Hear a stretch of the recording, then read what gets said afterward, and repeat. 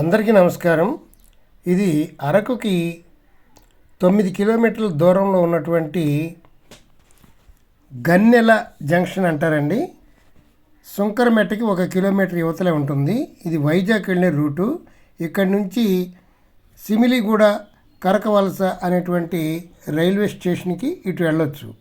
ఇక్కడ చూడండి, అడ్డాకులు అన్నీ కూడా గిరిజనులు సేకరించి కట్టలు కట్టి ఇక్కడ అమ్ముతున్నారు. ఒక్కొక్క కట్ట 1200, 1300, 1500.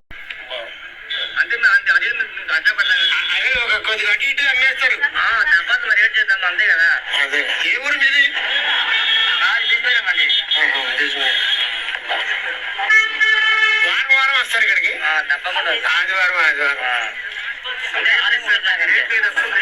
రేట్ లేదు, డబుల్ అయింది. అయ్యో,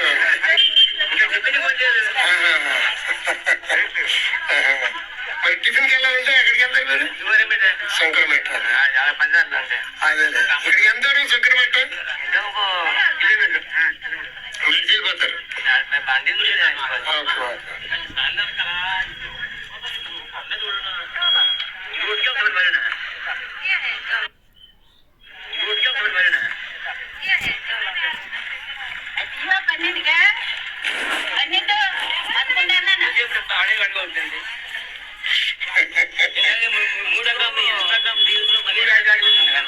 మూడింటికి 3500.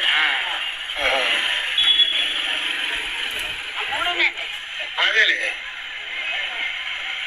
1200 పడలేదు, 1210. అదే అదే అదే.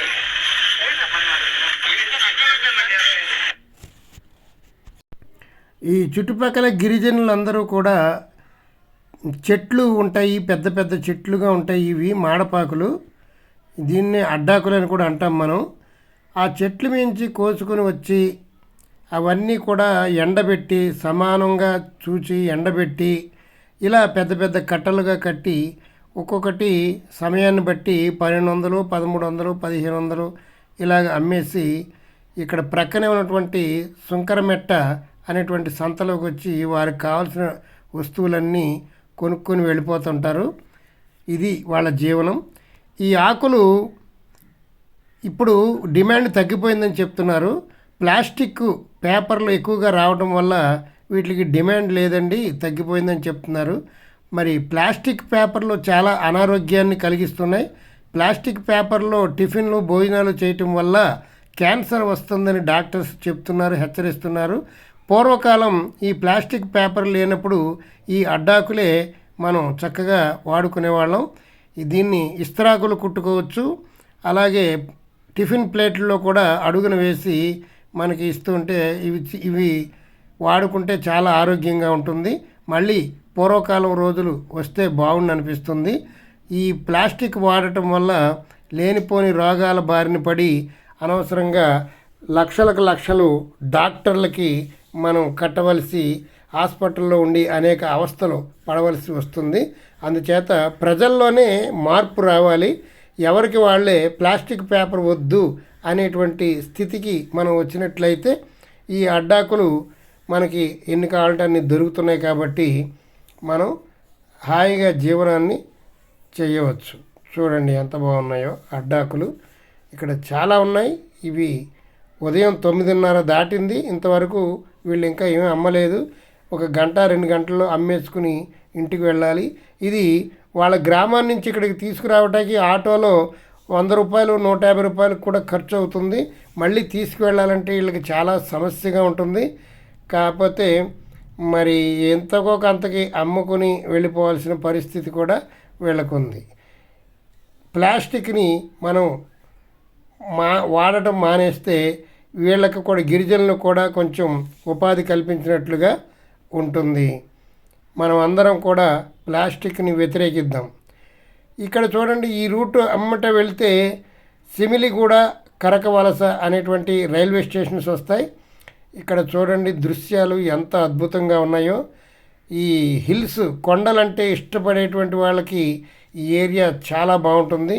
ఇప్పుడు దాదాపు 10 గంటల సమయం అయింది.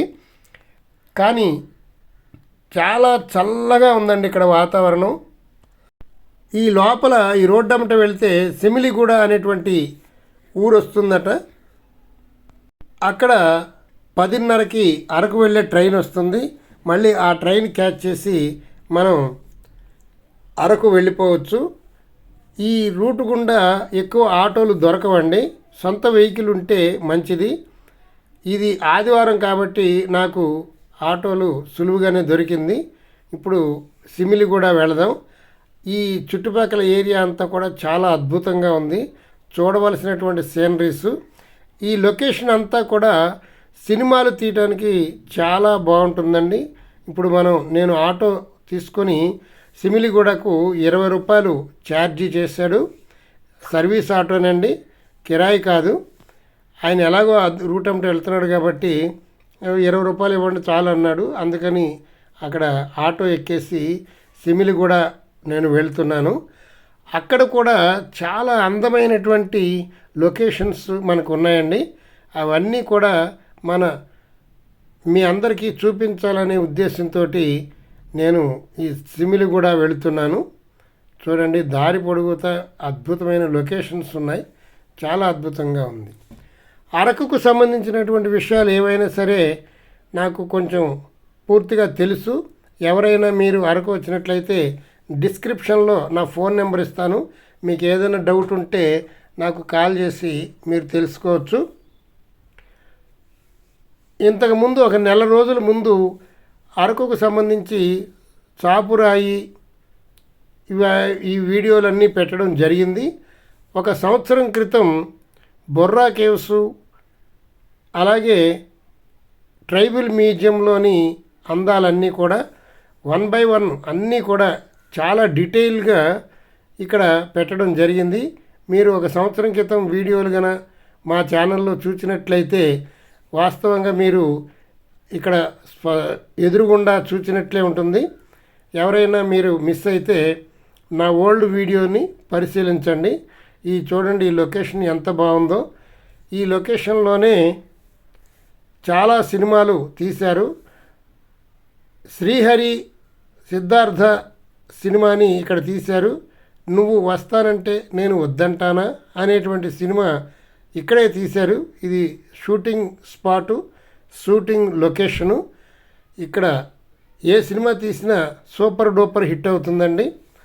అరకు చుట్టుపక్కల ఏరియా అంతా కూడా సుమారు 100 కిలోమీటర్ల విస్తీర్ణంలో ఈ కొండలు వ్యాపించి ఉన్నాయి. ఇది సముద్ర మట్టానికి అంటే వైజాగ్ కంటే కూడా 3600 అడుగులు ఎత్తులో ఉండటం వల్ల ఇక్కడ వాతావరణం చాలా చల్లగా ఉంటుంది. ఇక్కడ చెట్లు దేవతల్లా పూజిస్తారండి. చెట్లు ఎవ్వరూ నరకరు. అందుచేత ఇక్కడ వాతావరణం కూడా చల్లగా ఉంటుంది. సముద్ర మట్టానికి హైట్లో ఉండటం వల్ల కూడా ఇక్కడ వాతావరణం చాలా చల్లగా ఉంటుంది. చలికాలం ఇంకా చల్లగా ఉంటుంది. లొకేషన్ చూడండి, అదిరిపోయింది. ఇక్కడ ఏవైనా సినిమా తీస్తే సూపర్గా ఉంటుంది. చూడండి ఎంత బాగుందో లొకేషను. నేను ఇక్కడ ఆటో దిగాను. ఇది సిమిలిగూడ, అదిగోండి రైల్వే స్టేషను మనకి కనబడుతూనే ఉంది. నా వెనక కొంచెం దూరం వెళ్ళగానే సిమిలిగూడ రైల్వే స్టేషన్ వస్తుంది. ఆ సిమిలిగూడ రైల్వే స్టేషన్ కూడా మనం పూర్తిగా ఎక్స్ప్లోర్ చేద్దాం. ఎలా ఉందో ఆ స్టేషన్ ఎలా ఉందో చూద్దాం. మా ఛానల్ పేరు పురాణ అమృతం అని ఉండేది, దాన్ని మార్చానండి. నారాయణ టూర్స్ అని పెట్టడం జరిగింది. మీరందరూ గమనించే ప్రార్థన. ఇంతవరకు మీరు సబ్స్క్రైబ్ చేసుకోకపోతే నా ఛానల్ సబ్స్క్రైబ్ చేసుకోండి. 1 నెల క్రితమే కేరళ వెళ్ళాను.